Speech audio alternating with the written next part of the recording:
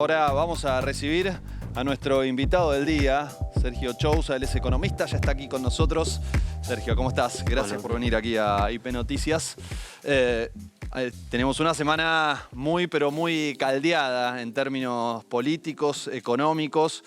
Sin dudas, el discurso de la vicepresidenta de la Nación, cada vez que ocurre, genera un enorme cúmulo de respuestas y una gran repercusión con temas que son profundos, que son significativos. Ella habla puntualmente de aquello que tiene que ver con las importaciones, las exportaciones, el saldo comercial, y dice que de allí se deriva el problema de inflación, en parte, ¿no? No dice que es lo único, pero en parte dice hay que buscarlo ahí, el problema. ¿Vos qué pensás? Sí, fue un discurso muy nutrido en datos económicos sobre todo. Sí, sobre la cuestión de importaciones se está machacando bastante, ¿no? Señalando este concepto de festival que después fue muy Festival de importaciones, dijo, efectivamente. Sí, lo cual obviamente, ¿no? La importación per se no está mal en una economía. Lo que pasa es que tenemos una carencia de dólares y en un momento como este, donde tenemos una brecha cambiaria, no hay un único dólar, claro, el incentivo a traer bienes desde el exterior a una cotización preferencial es un incentivo financiero muy fuerte para las empresas, ¿no? Parece un poco desacoplado el ciclo de las importaciones respecto del ciclo del PBI. Si vos analizás una serie histórica, ves la evolución de las importaciones en relación al PBI, estamos casi en máximos, ¿no? Entonces parece... O sea, las importaciones crecen mucho más que el PBI. Que sería lo que crece el país, lo que crece la economía de la Argentina, en definitiva. Te pongo un solo número. Este año las importaciones vienen creciendo alrededor del 20% en cantidades, no en precios. En precios también, obviamente, por la dinámica alcista. Por los precios internacionales. Exacto, pero también 20% en cantidades. Claro, la economía este año va a crecer alrededor de 5%, ¿no? Entonces ahí se ve un desacople. Bien. Está claro que, bueno, obviamente... Estamos viendo, de hecho, ella mostró cómo fue el comercio internacional, acá muestra la comparación entre los distintos países, las importaciones, las exportaciones y el saldo comercial, que además, si uno ve, según los datos del INDEC, que publicó creo que el martes, allí muestra que crecieron muchísimo más las importaciones en comparación a las exportaciones, por lo tanto, el saldo comercial poco a poco se va achicando. Sí, parte, como decíamos, es efecto precio, pero también tenés efecto cantidades, ¿no? Sí. Están creciendo alrededor del 45% interanual en los primeros 5 meses del año. Es muchísimo. Y claro, el saldo, que es el resultado final de exportaciones e importaciones, ya es de menos de 1.000 millones, es de 300 millones de dólares. Necesitamos, como agua en el desierto, tener dólares por la vía genuina, que es la vía comercial, ¿no? En el contexto en el cual las reservas siguen debilitadas, a la vuelta de la esquina de acá a un par de años ya vas a tener pagos significativos de la deuda con los privados y con el Fondo Monetario. Entonces el momento como para ensanchar las espaldas es este. Y bueno, viene por ahora bastante débil la posición del Banco Central en ese sentido. Tengo 2 preguntas al respecto. ¿Cómo impacta esto en la inflación? Porque es la relación que hizo la vicepresidenta. Bueno, ahí ella vinculó 2 factores, ¿no? Por un lado, el carácter bimonetario de la economía, que es un concepto que repite bastante seguido, ¿no? Esta ligazón que tenemos con la moneda extranjera por el hecho de la debilidad macro que tiene Argentina, la desconfianza crónica sobre el peso, producto de las crisis recurrentes y posteriores devaluaciones. Bueno, ella siempre está machacando sobre ese concepto de que en una economía bimonetaria como la nuestra, si hay algo que tenés que tener es solidez en las reservas. Y por otro lado, innovó con un concepto interesante que después fue muy discutido en redes, vinculado a la evasión, pero detrás de la evasión dijo con el sobreendeudamiento, vinculó a la inflación acelerada con el endeudamiento. ¿Y por qué lado? Bueno, por el canal de que cuando vos tenés procesos de mega endeudamiento como el que transitamos desde 2018 en adelante, claro, empezás a tener dificultad en el acceso al crédito, hasta para lo más básico que es el crédito en moneda local, para financiar tus desbalances de caja en el día a día. Y cuando no tenés esa posibilidad de ir al mercado para financiar tu programa fiscal en pesos a corto plazo, tenés que emitir. Y ahí hay una ligazón de fondo, ¿no? Entre procesos atolondrados, desordenados de mega endeudamiento y los resultados inflacionarios como lo que estamos teniendo. ¿Y por qué ocurre este desbalance, esta situación donde las importaciones van creciendo cada vez más? ¿Cuál es la situación estructural de la Argentina que inevitablemente nos lleva a esto, que lo estamos viendo acá, ¿no? ¿Cuáles fueron las importaciones? Fíjate lo que crecieron, las importaciones un 53,1%, las exportaciones un 20,7%, ¿no? Allí la diferencia es notable, y el saldo, que ahí lo estamos viendo, que, claro, genera cierta preocupación, pero además no es la primera vez que pasa esto en la Argentina. Sí, nuestro país tiene un concepto que llamamos elasticidad, que es alto en términos del PBI, que quiere decir cuando la economía crece un punto, las importaciones suelen crecer alrededor de 3 puntos. Sí. Hay una sobrerespuesta siempre, históricamente, pero está exagerada en este momento. ¿Por qué? Por una cuestión que es financiera, que es un poco lo que hablábamos antes de la brecha cambiaria. La brecha cambiaria es producto de tener mercados de dólar segmentados, que la verdad que no es lo ideal para ninguna economía, son Sí. muy poquitas las que lo tienen. Argentina lo tiene ahora desde agosto de 2019, cuando la anterior administración tuvo que poner ese cepo para frenar un poco, hacer un torniquete. Que En no se ese. vayan los dólares. Claro. Entonces, bueno, esos mercados segmentados hoy con una brecha del 80% generan incentivos muy fuertes a la sobrefacturación de importaciones, a la subfacturación de exportaciones y también al adelantamiento, ¿no? A Sobreestoqueo. estoquearse. Claro. Ah, claro. Y porque si yo tengo dudas de si se puede generar un nuevo episodio de evaluatorio fuerte, por las dudas, ¿viste? Anticipo. Compro más de lo que necesito, me aprovisiono de insumos, maquinaria, bienes de consumo, los que tienen acceso, Sí. y hago colchón con eso, no sea cosa que después me salga más caro o incluso tenga vedado el acceso porque el país se quedó sin dólares y entonces se pone una administración mucho más rígida. Por eso. Describís todas acciones que parecen muy libres, pero esto se lo tienen que pedir al Banco Central. ¿Puede hacer algo el Banco Central u otro organismo para frenar estas situaciones que vos contás, que además en algunos casos hasta son delitos, ¿no? La sobrefacturación, la subfacturación, por ahí no adelantar sobreestoquearse, adelantar las compras de insumos, pero también claramente hay un problema allí. Digo, ¿podría el Banco Central decir, bueno, hasta acá te doy? Tampoco te voy a dar tanto como para que te sobreestoques y esperes que haya una devaluación, porque como la profecía autocumplida, ¿no? Si tanto esperas una devaluación y haces todo lo posible para eso, va a ocurrir, indefectiblemente. La vicepresidenta, a la hora de asignar responsabilidades, señaló una tríada de actores, ¿no? El Ministerio de Desarrollo Productivo, a la hora de asignar las prioridades sobre qué se tiene que habilitar, qué se tiene que poner primero en la listita y qué tiene que esperar un poquito más, ¿no? Como para poder tener ese acceso a los dólares para importar. Después el Banco Central tiene más un rol de financiamiento, ¿no? De determinar las condiciones de financiamiento de las empresas para el acceso a el comercio exterior. Por ejemplo, hace unos meses se sacó una normativa donde los bienes de consumo tienen que financiarse con un periodo de 1 año, de forma tal de poder tratar de pasar pagos Claro. para adelante. Claro. Y AFIP, por último, por medio de aduana, es el que más tiene que controlar estas maniobras que son directamente, están rayanas con la ilegalidad de sobrefacturación o alguna cuestión medio espuria en aduana, ¿no? Bueno, hay que mejorar eso. La vicepresidenta habló de la falta de coordinación, ahí metió el concepto de Estado estúpido, un concepto muy fuerte, ¿no? Somos un Estado estúpido. Fue fuertísimo ese momento, pero es interesante que nos interpela, como qué está pasando con esto, porque por lo que te decía recién, ¿no? Si todo es tan libre, si todo fluye con tanta tranquilidad, ¿qué hace el Estado frente a esto? Bueno, allí las respuestas. Sí. Ese concepto fue fuerte y es verdad, nos interpela en términos de que vos para poder supervisar en un contexto de tanta debilidad macro necesitas una articulación entre los diferentes eslabones del gobierno que sea plena, que sea inmediata, que esté bien aceitada. Y hoy la verdad es que las internas, ¿no? Cierto desgaste, erosión Sí. propia de la dinámica del gobierno dificulta mucho eso, ¿no? Tiende a pensar uno que fue un intento fallido, ¿no? De administración del comercio a la vista de los resultados. La verdad uno tenía expectativas de que este año se pudiera sostener buena parte del resultado genuino de la posición Sí. de dólares que tuvimos en los años previos y bueno, va a terminar siendo mucho menor al esperado. De nuevo, tampoco no se puede simplificar, ¿no? Los aspectos externos vinculados a la dinámica de precios hay que considerarlos.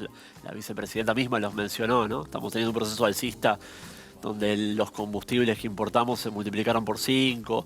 Pero bueno, son las dos cosas, el pilar de precios y el de cantidades. Mencionamos bastante a la vicepresidenta, vamos a escucharla. Hay festival de importaciones y creo que debemos pensar, el gobierno debe pensar cómo articular más adecuadamente Banco Central, Ministerio de la Producción, que es el que administra el comercio exterior, porque el Ministerio de la Producción es el que autoriza las importaciones, AFIP en la aduana, porque es la que fija los precios de referencia y controla que no haya subfacturación en el caso de las exportaciones o sobrefacturación en el caso de las importaciones. Y el Banco Central, obviamente. Y vamos a ver también a continuación aquello que tiene que ver con la situación específica del sector energético en relación a las importaciones.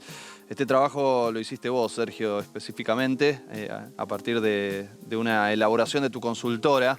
Y allí estamos viendo, ¿cierto?, cómo fue a lo largo del tiempo la situación con respecto también a una materia que termina siendo problemática porque además impacta en el resto de las actividades. Sí, en materia de combustibles lo que nuestro país importa mayormente es gas natural licuado. Sí. Bueno, en lo que va del año solamente, primeros 4 meses, acá todavía no había salido el dato de mayo, ya escalaba 1.900 millones de dólares, posiblemente ya incorporando mayo estemos en el orden de los 2.500. Y claro, son máximos desde 2014, ¿no? Esto está íntimamente vinculado a la dinámica de precios, no lo podemos soslayar. Como te decía, 5 veces se multiplicó el precio promedio de lo que pagamos en términos de compras al exterior de GNL este año. Por eso es tan indispensable, ¿no?, apurar. Lo de Vaca Muerta. Sí, claro. Sí, la realización del gasoducto, que no solamente te va a equilibrar la posición externa, sino también te va a dar potencial exportador. De cara a los próximos años vamos a poder, al revés, una vez que tengamos plantas de licuefacción, vamos a poder nosotros exportar ese GNL que hoy en día le compramos a países de África. Recién hablábamos un poco de los funcionarios y de la actividad que tendrían que llevar adelante con respecto a la coordinación, en el control de esas 3 áreas que menciona la vicepresidenta. ¿Es un problema de gestión o es un problema de temperamento para llevar adelante esta actividad que evidentemente es confrontativa? De hecho, la vicepresidenta dijo, no se animan. Tienen miedo, por ahí en su momento dijo que se busquen otro laburo si tienen miedo, pero allí hay efectivamente un lobby, una presión muy fuerte por parte de esos poderes fácticos. Yo creo que juegan las dos cosas, ¿no? Por un lado, no ayuda a las internas a la hora de definir un rumbo unívoco de gobierno y que vayan todos encolumnados en pos de ese objetivo, porque las dependencias de diferentes terminales políticas, ¿no?, y con objetivos encontrados en la interna terminan desordenando ese rumbo estratégico.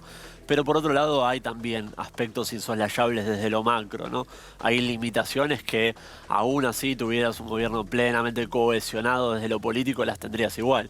Hoy, por ejemplo, la restricción de la necesidad de acumular alrededor de 5.000 millones de dólares por año solamente para hacer frente al programa con el Fondo Monetario, que es lo que está establecido en el acuerdo que firmamos este año. Bueno, aunque tuvieras un gobierno 100% cohesionado, eso lo tendrías igual, ¿no?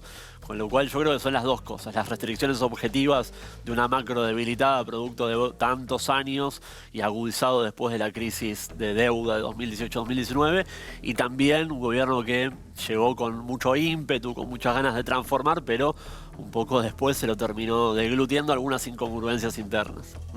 ¿Es solo eso? ¿Cuánto incide el factor externo, tanto de la pandemia como de la guerra? Bueno, sigue habiendo secuelas, definitivamente. Fíjate lo que está pasando en el mundo en materia inflacionaria, ¿no? Sin ir más lejos, parte de los desbordes que tenemos con países centrales que rompen niveles de 30 años, 40 años en máximos inflacionarios, a nosotros nos parecen irrisorios hablar de 10%, pero para esos países donde no hay paritarias, por ejemplo, y si tienen 10% de inflación, posiblemente sea casi 10% de pérdida de poder adquisitivo en un año, que es mucho decir. Bueno, son todos desequilibrios fruto de la pandemia, las consecuencias de eso agudizadas por este contexto de escenario global. ¿Por qué? Porque todos los países del mundo tuvieron que aplicar programas expansivos, contracíclicos, muy abundantes. De hecho, nosotros por nuestra debilidad propia previa fuimos de los países que menos, si se quiere, tuvimos políticas expansivas. Estábamos como acostumbrados.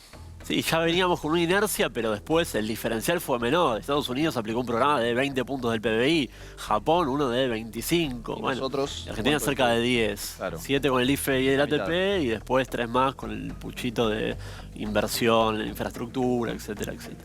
Claro, pero aún así, bueno, todos los países quedaron con desequilibrios, con desbarajustes que gradualmente se van procesando y traen daños. Bueno, eso va a tomar años, y me parece que también parte de la respuesta que estamos viendo de parte de los países centrales, lo que está pasando en materia de la tasa de interés de Estados Unidos, también nos daña, ¿no? Y bueno, por ahí tripa y corazón de cara a lo que viene, tratar de estabilizar y que al menos no haya un desborde macro y no derive en una crisis severa, ¿no? Da la sensación de que el gobierno, además de sus internas, tiene una carrera contra el tiempo con respecto a la inflación, tiene que empezar a resolver el problema en lo inmediato, porque si no, no va a ser competitivo en las elecciones del año que viene, de 2023. ¿Tiene alguna posibilidad de presentar, aunque sea un principio de solución, a esta inercia inflacionaria que tiene que ver, vos lo decías recién, con esta fase expansiva que hubo durante la pandemia, que tiene que ver con esta situación también? ¿Cuándo se puede llegar a ver algún tipo de resultado en ese sentido? Es difícil, Martín, porque hoy yo creo que un programa que apunte a maximizar objetivos electorales se da un poco de bruces con un criterio de responsabilidad desde la gestión macro. Y Sí. en materia inflacionaria es donde más se nota. Vos, si tuvieras que implementar un programa de verdad agresivo contra la inflación hoy, tendrías que ir a un plan de estabilización tradicional, donde estabilices algunas variables, haz un apretón monetario, por ejemplo, resignes algunos puntos de crecimiento. Contracción del consumo. Se acaba la hora 12, se acaban las cuotas, o sea, no hay un peso en la calle. Como hizo Macri hace unos años. Sí, por ahí como hizo Macri, un poco mejor implementado, porque eso fue medio a tontas y a locas y además... No le sirvió, digamos, a Macri, evidentemente. Políticamente no le sirvió. No le sirvió y es verdad que, mira, el momento en el cual lo aplicó coincidiría cronológicamente con el momento político de este gobierno. Claro. Es difícil. Yo creo que lo mejor que puedes hacer es una suerte de plan aguantar donde evites una espiralización, mantengas relativamente estas tasas de inflación que son irrespirables, si se quiere, para el día a día y te imposibilitan ganar una elección, pero al menos evitas un desborde, ¿no? Y después también, por fuera de la inflación, porque... Sí. Seamos sinceros, es algo que complica mucho el día a día de las familias, pero no es la única variable a mirar, ¿no? De hecho, si vos mirás la evolución de los salarios en el segmento registrado, están a la par. Claro. No está habiendo una caída de poder adquisitivo de los salarios en el promedio del segmento No. registrado. Lo que pasa es que no estás recuperando lo que perdiste antes y un poco que esa era la promesa electoral del Frente de Todos. Exacto. Tu contrato electoral era esos 20 puntos Sí. acumulados de los 4 años de gestión de Mauricio Macri, recuperarlos. Y esa tarea no la emprendiste todavía. Estás manteniendo esa agonía y, claro, el electorado obviamente penaliza eso. Sí, es cierto que ya no caer en este contexto es un montón, pero el electorado no lo entiende así, no es tan sencillo. Es imposible de narrar eso. Políticamente esa historia es imposible de narrar y además con mucha heterogeneidad, porque siempre los economistas hacemos un poco de abuso sobre los números de estadística económica, que todo es en base a promedios, Sí, claro. pero eso simplifica un montón de realidades en el segmento de trabajadores registrados y más aún entre los informales, donde la heterogeneidad es mucho más amplia siempre. Sergio, espectacular. Muchas gracias por visitarnos y por ayudarnos a entender este intercambio. La verdad que es muy enriquecedor y nos sitúa un poco el lugar en el cual estamos, así que te agradecemos. A vos a disposición. Nosotros vamos a hacer una breve pausa. Quédense del otro lado, tenemos mucha información.